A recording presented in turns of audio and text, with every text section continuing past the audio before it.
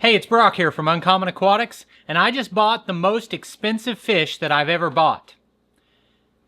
Fish keeping is actually, surprisingly, a very expensive hobby, and I do everything I can think of to try to keep those costs down. And all of my aquariums are used. I've got them setting on pallet racks instead of expensive stands.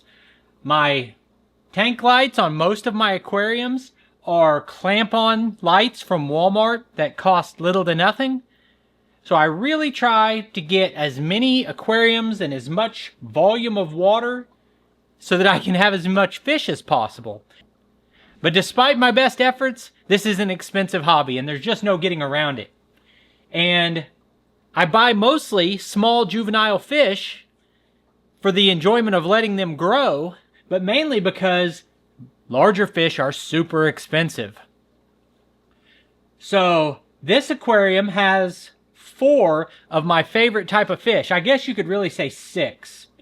Or one of my favorite is the Polypterus species, which includes all of the bichers or bikers, however you prefer to say it, and the rope fish.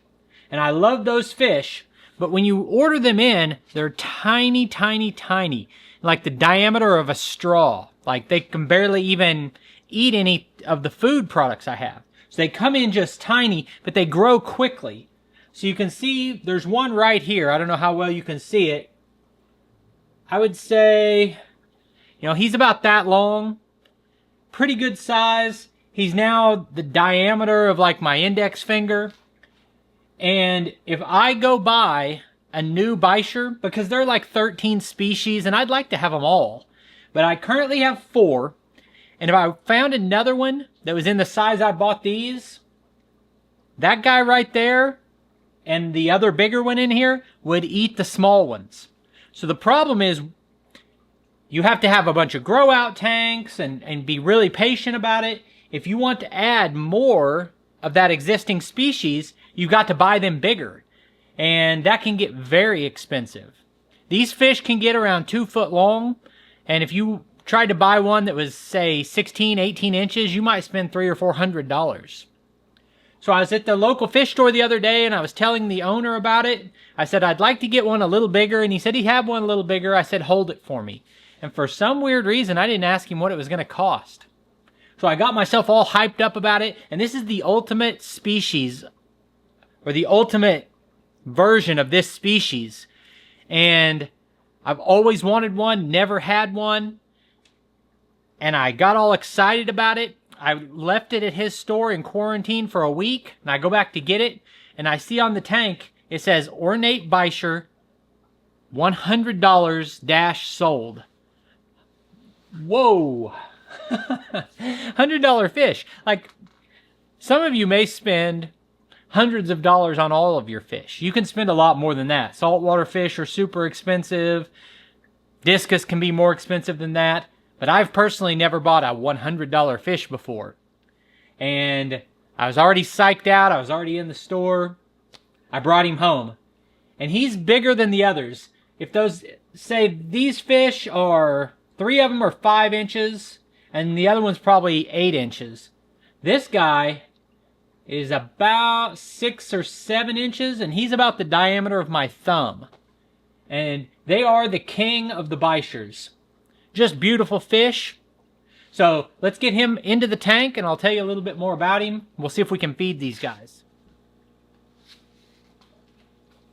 I like to feed the fish right before releasing a new fish into the tank, because they're so focused on eating, they forget about the new guy and harassing the new guy.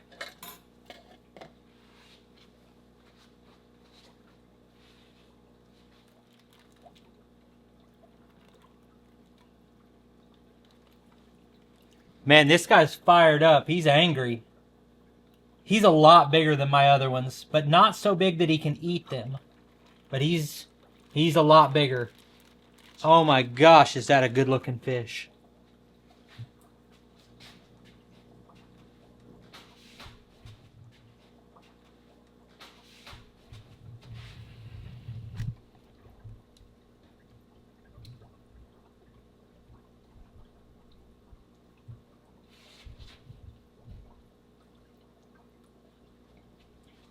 So Polypterus are described often as a prehistoric fish that have been surviving basically unchanged as a species for as long as we have fossil records. They've got the ability to breathe atmospheric air, so they can live for a period of time outside of the water, especially if they stay moist. They don't have to be fully submerged in water. They can live in mud. They can breathe air. They're born with gills and lungs, basically. Not really lungs, but they have external gills when they're small. And they come to the surface to breathe air through little holes on the top of their head. It looks like they're gulping that air with their mouth, but they're actually not. They're getting it from the surrounding area behind their eyes, actually, on top of their head. They have little holes where they breathe. As I said earlier, there's a lot of different species. The largest wild-caught bichirs ever recorded are around 40 inches.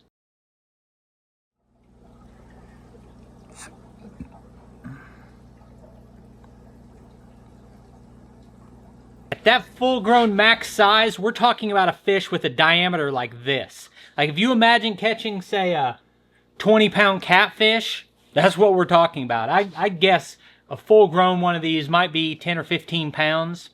Big fish. And just beautiful to me in their own simplistic way. They're very different than most other fish, but I don't know what draws me to them, but whatever it is, it draws a lot of other people to these fish as well. They're very popular in the hobby. My whole life, I'd only had the plain brown colored ones that are Senegalis. I'd never had any of these other species. This right here is an Ansorgi. He's got a little bit of a red coloration. It's an upper jaw species with some nice patterning. This is an Inlacheri. It also has, black bands down it. These get a lot bigger, but the Ornate is kind of the king of the bichirs. So it's a fish I'm really excited to have. If I'd known it was $100, would I have still reserved it? I don't know. I might have held out and tried to wait. But once the guy had held it for me for a week, and I saw it, and I was already mentally prepared, I just went ahead and went with it. So, it is what it is. I'm really glad to have him. I'm glad he's the perfect size to fit in with the other ones I have. And I look forward to growing this fish out and seeing him at his full size. It's going to be awesome.